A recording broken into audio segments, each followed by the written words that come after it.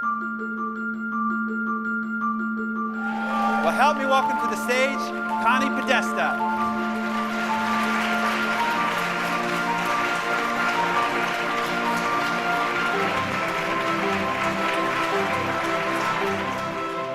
I have tons and tons of different delivery styles.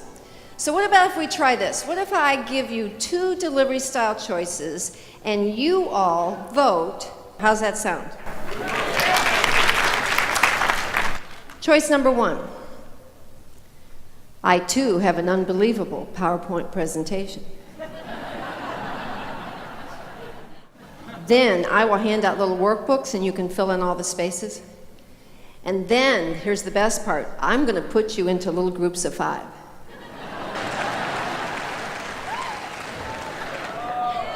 How many of you vote for choice number 2 before you even hear it? Oh. All right, choice number 2, I am a comedian and I'm a therapist. How about if we do 45 minutes of comedy and therapy? So, how many of you could use a little comedy right now in your life? How many of you are sitting in a row with someone that could use a little therapy?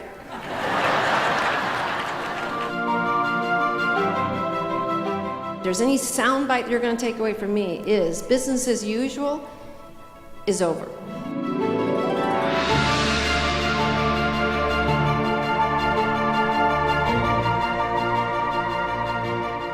It takes courage to be successful.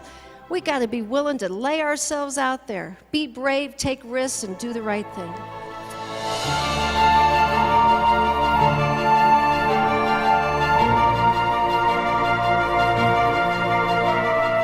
Leadership has nothing to do with a title, nothing to do with a diploma, nothing to do with a label. Leadership means that you understand that you are influencing someone, a child, a coworker, a peer, someone in the grocery store. You are influencing someone every time you are in the presence of another human being.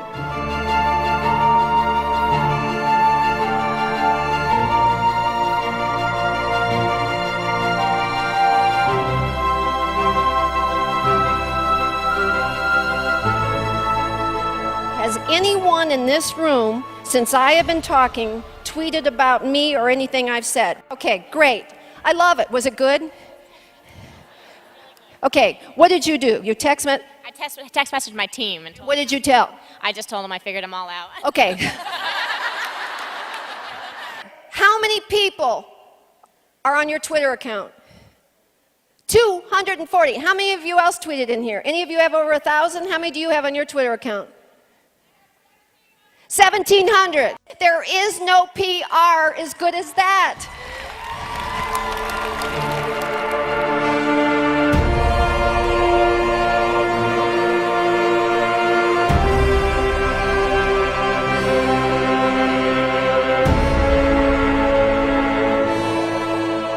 Sales isn't about necessarily selling a product. Sales is about selling ideas. Sales is about selling yourself. I do about 5 radio interviews a week, and the number one question and call-in I get is, how do I keep my job? And I said, because you better sell yourself. Nobody better be more proud, more assured that you have an absolute attachment to the bottom line of your company, that you validate what you are, that you bring value to this. If I were to walk up to any of you, CEO of your company or your business, and say, why should we keep you? You better have a 30-second answer that comes out of your mouth like that.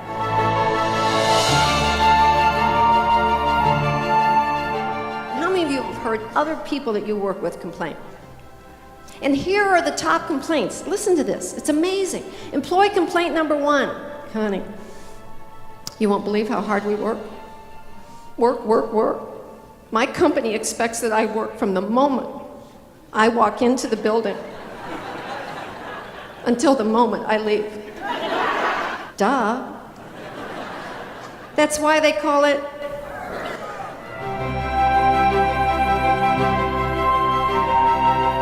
Sometimes people will email me and they say, Connie, if you had to give me one secret to success, what would it be? Mine has simply been this. I figured out what I could do really good, and I figured out what I can't do at all, and I go after the first, and I avoid the second. And sometimes people say, well, Connie, isn't the journey about learning and I don't have time for that.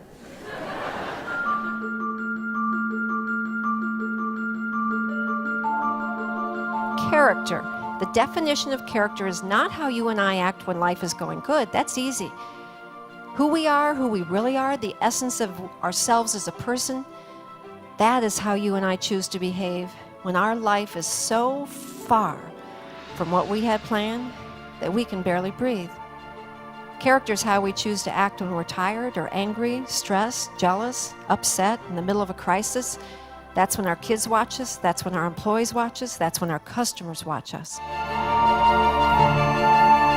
How many of you in here are married, have been married, or wish you weren't married? Do you know that almost every couple, we have a verbal and a nonverbal, and generally the verbal is which one? Woman. Most men, you talk between 3,000 and 4,000 words a day. On a good day, women, we talk between 10,000 and 12,000. Which is why when you guys get home and your 3,000 are gone, we have 9,000 left. We have all these material possessions, and then we have relationships. And those two words, want and need, are exactly the opposite for each of those areas of our life. When it comes to material possessions, we need to focus on what we need and not so much on what we want. Relationships should be about choice. What do you want for your life?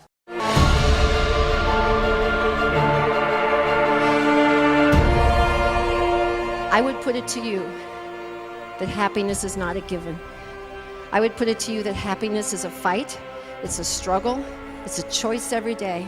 Every day I wake up, I choose to be happy rather than sad. Every day I wake up, I choose to be jubilant. Every day I wake up, I choose to be optimistic rather than pessimistic, and things keep happening that get in my way, and I have to keep recommitting to that choice. Because if you believe you deserve happiness, you won't fight for it.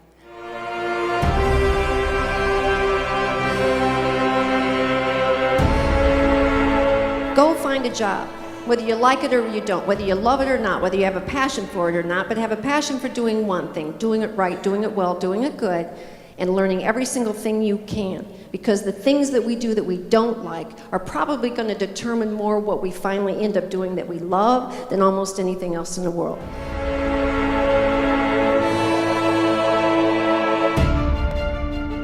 Balancing home and career. It's not about time, ladies and gentlemen. It's not about time. It's about self-respect. It's about identity. When I am on stage at work right now, I feel respected. I feel good. I feel smart. I feel proud. But I tell you what, when I go home at the end of a day and I walk into my own house, I have those same exact feelings. I feel respected as a mom, as a wife, as a friend, as a grandmother. I feel proud. I feel all the same things. Balancing home and career is not about hours. It's about how you feel in each of the areas of your life.